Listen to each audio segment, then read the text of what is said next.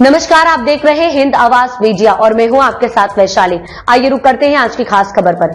Delhi CM के नाम पर होगा चौंकाने वाला फैसला। क्या नुपुर शर्मा के नाम पर लगेगी फाइनल मोहर? दिल्ली में इस फॉर्मूले से तय हो जाएगा मुख्यमंत्री। मोदी विदेश दौरे से लौटेंगे और बताएंगे पर्ची से नाम। दिल्ली में नए मुख्यमंत्री को चुनने को लेकर बीजेपी में रोज बैठकों का दौर चल रहा है। आए दिन राजधानी में कोई न कोई हलचल की खबरें हैं। प्रधानमंत्री मोदी फ्रांस दौरे के बाद अब अमेरिका पहुंच चुके हैं और 14 फरवरी को वापस भारत लौटेंगे। उसके बाद ही दिल्ली में नए सीएम के नाम का ऐलान और शपथ ग्रहण समारोह भी होना है।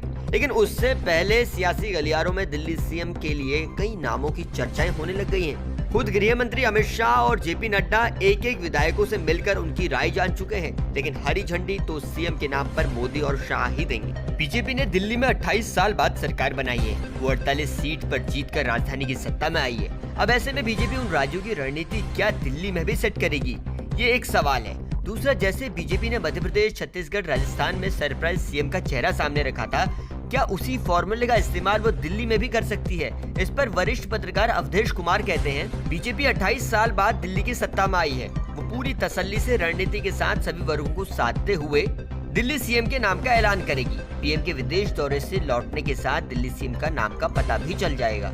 जानकार मानते हैं आलाकमान दिल्ली में केजरीवाल को पूरी तरह से काउंटर करने वाला नेता चाहते हैं। दिल्ली देश की राजधानी है, यहाँ आए दिन इवेंट होना, वो भी इंटरनेशनल प्रतिनिधित्व का आना जाना लगा रहता है। ऐसे में बीजेपी सोच समझकर लीडर चुनना चाहती है। राजधानी में मीडिया कवरेज को लेकर भी एक सशक्त नेता दिल्ली में चाहिए, जो जमीन पर हो रहे काम से पार्टी की छवि को बनाए रखे। अब तक किसी भी बीजेपी शासित राज्य में बीजेपी ने महिला सीएम नहीं दी है, लेकिन दिल्ली में अटकलें लगाई जा रही है कि महिला सीएम पर बीजेपी इस बार कोई बड़ा दांव खेल सकती है, जिसमें रेखा गुप्ता का नाम सबसे शीर्ष पर है।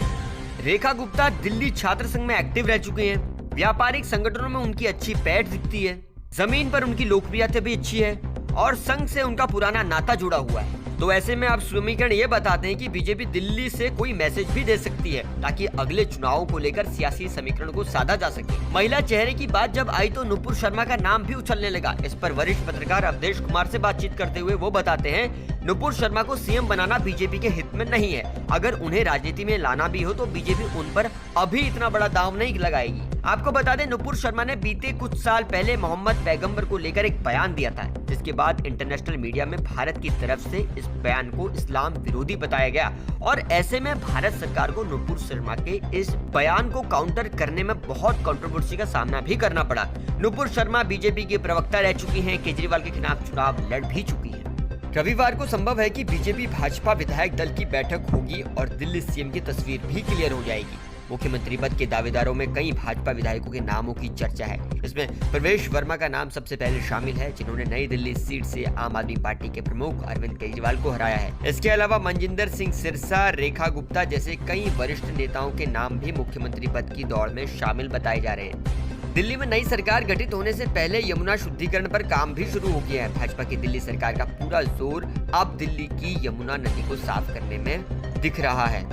इसके लिए बुधवार को प्रधानमंत्री कार्यालय की तरफ से एक बैठक बुलाई गई। वीडियो कॉन्फ्रेंसिंग में इसमें दिल्ली के मुख्य सचिव समेत संबंधित विभागों के आला अधिकारी शामिल हुए। इसमें अधिकारियों को निर्देश दिए गए कि वो प्रधानमंत्री नरेंद्र मोदी के विदेश दौरे से लौटने तक नदी के प्रदूषण के स्रोतों से जुड़ी एक रिपोर्ट प्रस्तुत करें। इसके आधार पर आगे की कार्य योजना तैयार होगी। पूरी योजना दिल्ली सरकार के साथ प्रधानमंत्री नरेंद्र मोदी भी निगरानी करेंगे।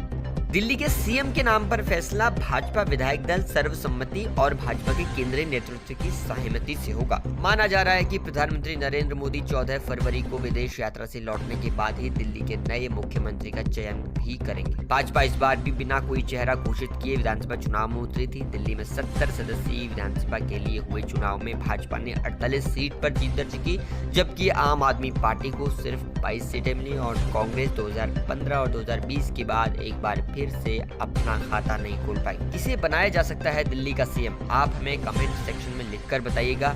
हमारी नजर दिल्ली की सियासत पर लगातार बनी हुई है। अब तक के लिए इतना ही। वीडियो को लाइक और शेयर करें और चैनल को सब्सक्राइब करें।